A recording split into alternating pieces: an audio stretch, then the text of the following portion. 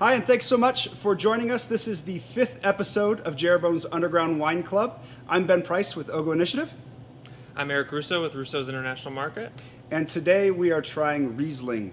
We've got 3 Rieslings on the docket today, and we're actually going to up the price point a little bit, just for some fun for Eric and I.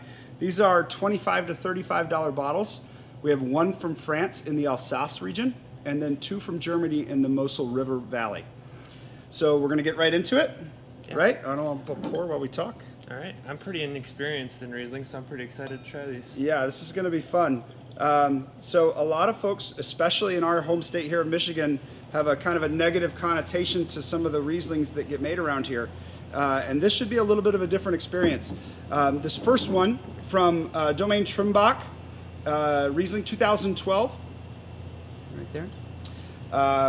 This is, the Alsace region makes very, very dry Rieslings with a lot of minerality. They've got a crystal clear color to them, and they're pretty light. Like I said, all 3 of the wines we're going to do today are going to be 2012, but these age for a very long time for white wines, 30, 40 years easy for some of the sweeter ones, and 20 years for some of the drier versions like this. So, what do you get on the color? Kind of a straw, almost? Yep. I'd say it's a straw color. A lot of coating on the glass. Again, for this, there's 2 reasons that this viscosity happens in wines. One of them is the alcohol, and one of them is the sugar. And for sure, this will probably be more because of the sugar than the alcohol. This one will be higher than the other 2, I'm sure. This is 12.5%, so that's plenty for a Riesling. What do you guys? Let's get a smell on this.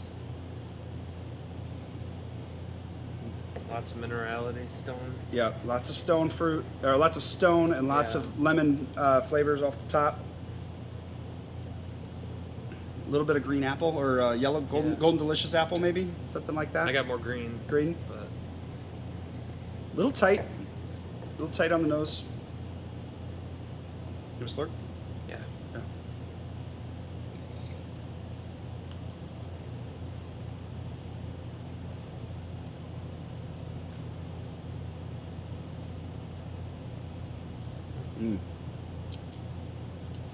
Tons of acidity.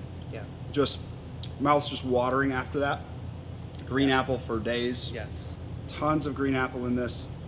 Really nice.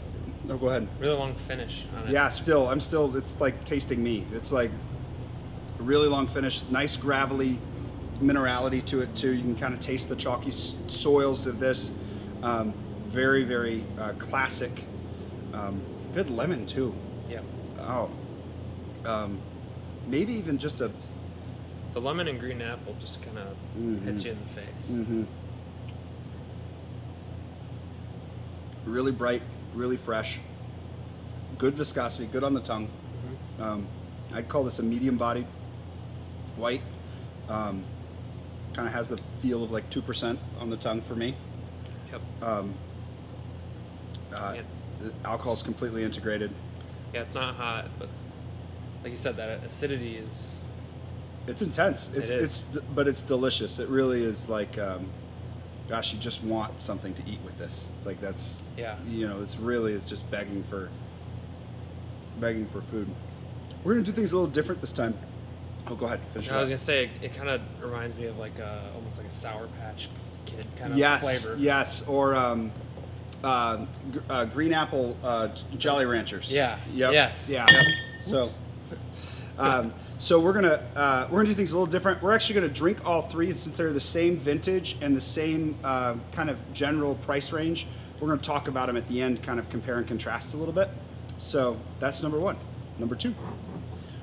This is Val's Spatschlese Riesling from the Ayer Coop Hill side in Mosel River Valley in Germany. Spätlese is a determination of how long the grape stays on the vine, and it'll tell us how sweet the wine is going to be. We have a Spätlese and then a Auslese that's going to be a little bit sweeter. The alcohol in these German wines are much lower. This is 9.5%. You can see in the color, maybe a little bit. We got a little bit darker of a color in this one. Yep. For sure. Nice golden more of a golden straw, and that same body just coating the glass. I really like that. The texture just looks like it's going to be something we're going to enjoy. Okay, so a little different nose on it. I know this is going to sound a little wine nerdy. I got a lot of quince paste, like a quince flavor. That does sound wine nerdy. I don't even know what that means. I won't tell you that I put quince on my wife's turkey sandwich yesterday. So it's kind of like a cross between a flavor of between an apple and a lemon. So, but it's a stone fruit. I get like apple in there, but it's different. It's not the green apple. Yeah, I'm picking up more of the petrol flavors that you get in Riesling. You know, a little bit of those non-organic kind of earthy, so kind of earthiness that Riesling's famous for. So it doesn't smell, I think, as sweet as it's going to taste. No, it doesn't really. It doesn't come off sweet in the nose. Fresh. Yeah, for sure. Just give it a taste. Maybe a little grapefruit. You get a little grapefruit? Maybe? Maybe not. I don't know if what I'm picking up there, but almost like there's definitely some stone element, like a little bit more of that gravel or something. Yeah, there's a little bit more minerality in this. Let's give it a drink.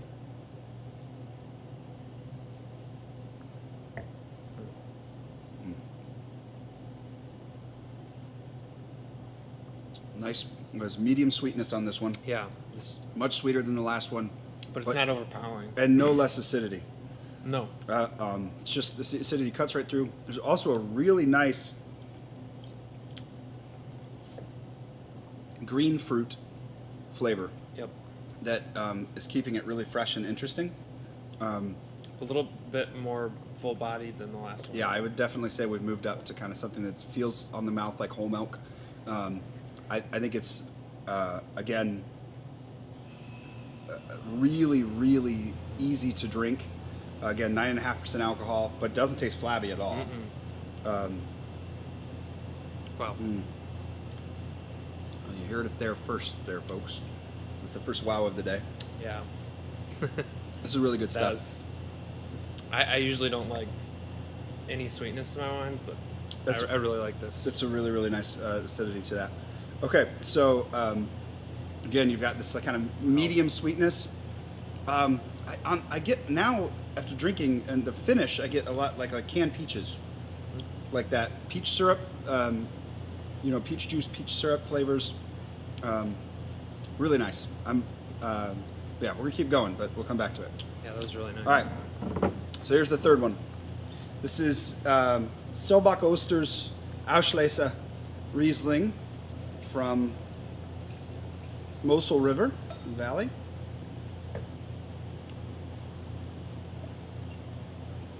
I got tired of dripping out of the bottles, so I put the little pour spouts in this week.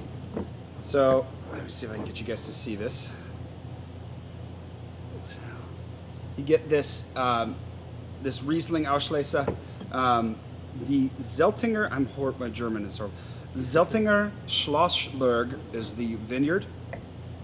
I think we've gone a little bit of a step darker, right? A little bit, definitely more golden than that last one. This is almost no straw. It's just straight golden. And we've gone down in alcohol again. We're down to 8% now. This is about as sweet as Riesling gets before it becomes a dessert wine. These often can be very expensive.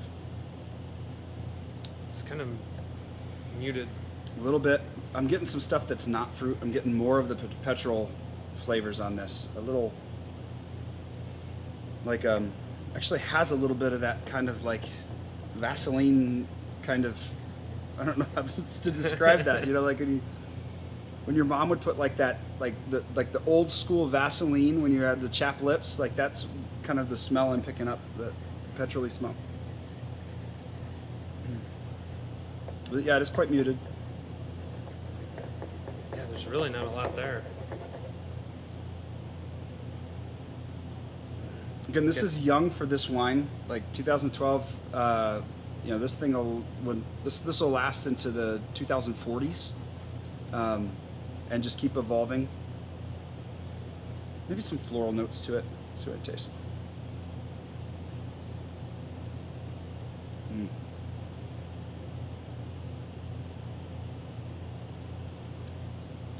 Mm. Beautiful tropical fruit this time. Yes. Pineapple, Yep. lychee fruit, really ripe apricot too. Sweet wine. Definitely. Sweet And wine. even more full bodied than the last Oh yeah, one. this is like nice, full, thick, heavy wine. Yeah. But really delicious. I'm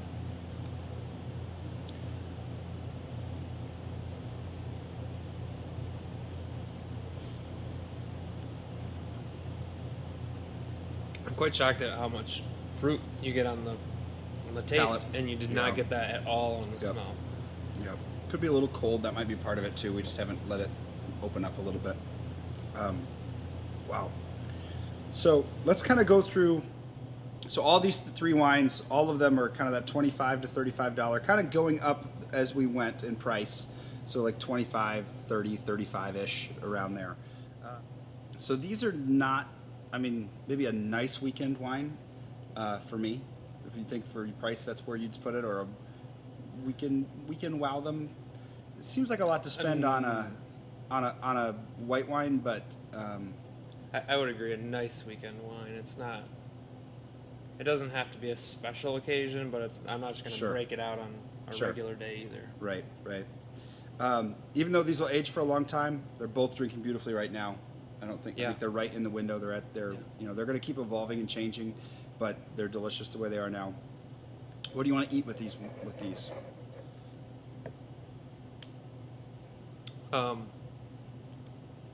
Man, that second one especially. I was thinking Asian food. Oh my gosh. Yeah, Be so anything. good with it. Both of the sweeter ones, really spicy food would pair perfectly with this.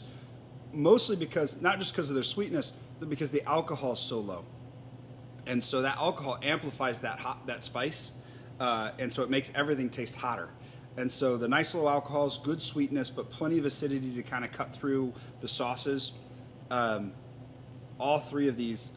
This first one, the Alsatian, great for sushi. Oh yeah. Cuts through that really bright acidity, cutting through that fish, that fatty fishes, and even just how that rice just kind of needs that acidity to kind of brighten everything up. Also, like this Vols, this Spotchlice was one of my Thanksgiving wines this year. Pairs really, really well with kind of sweeter like relishes, and so you think like cranberry sauce or sweet potatoes and those kinds of things.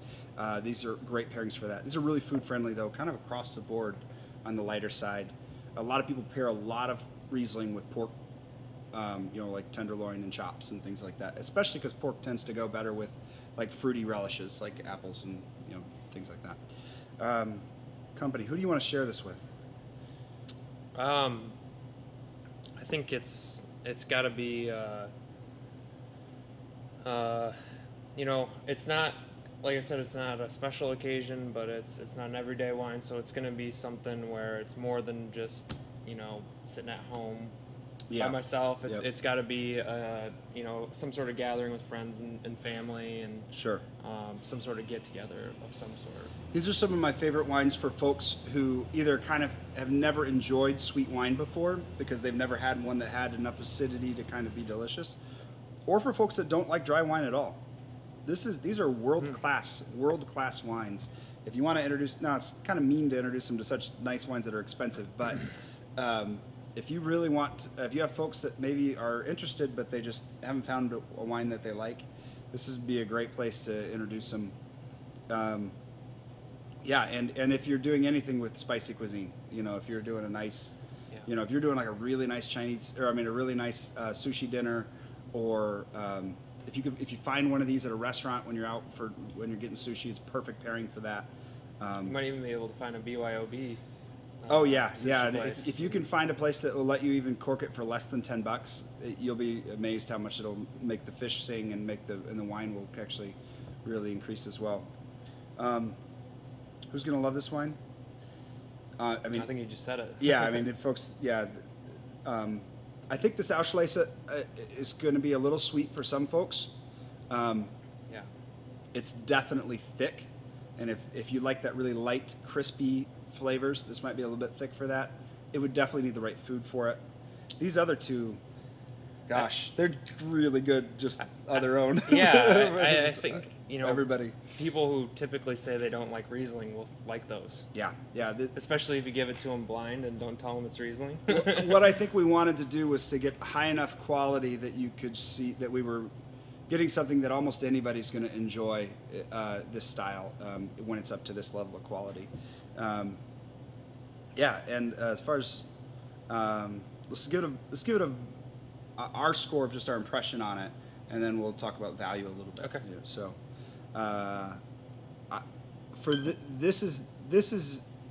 this was my favorite actually. The Auslese was my favorite of the three. And I would have called this close to a wow wine. I was really, really impressed with it. For me, the Vols was right between a yup and a wow. Like, it was really delicious. And this was probably, maybe because I know it's more expensive and it's a bit sweet, this is the only one that I thought, wow, this needs the right food to go with it. But it's still a yup wine for me. Yeah. You? The first one, I would say, was a yup. The second one was a wow for me. I really liked that one. Yeah. And then the third one, I would say was probably more of a meh. Okay. Not your favorite. But that's just because I don't really like that style. It's too sweet for me. Sure. Yep. And so you're going to find, and the best thing you can do is kind of learn how to read these labels. You can come into the store, and one of the wine guides will kind of show you kind of how to read those labels, or you can go online and you can see how to read German wine labels. That'll get you into the right category for what you're looking for. Yeah, we've got a little guide next to our German wines too. Yep. Help you out. So I don't think any of these is, well, this one at 25 might be a bargain. I don't think I'd call necessarily any of these bargains. These two for sure are worth the money. Yeah, I would agree. I think worth the money is you're where they're at. Worth the money. This one you're paying premium, but if it's a style you like, you'll really, really like it. Like, it'll be delicious. So anyway, so thanks so much for joining us. Go check out Rieslings, whether they're local here from Michigan. If you find one that's dry, you're probably gonna like it. If you like the dry style Alsace, these two German ones are absolutely delicious. Remember, next time you're eating spicy food, order a Riesling. Cheers.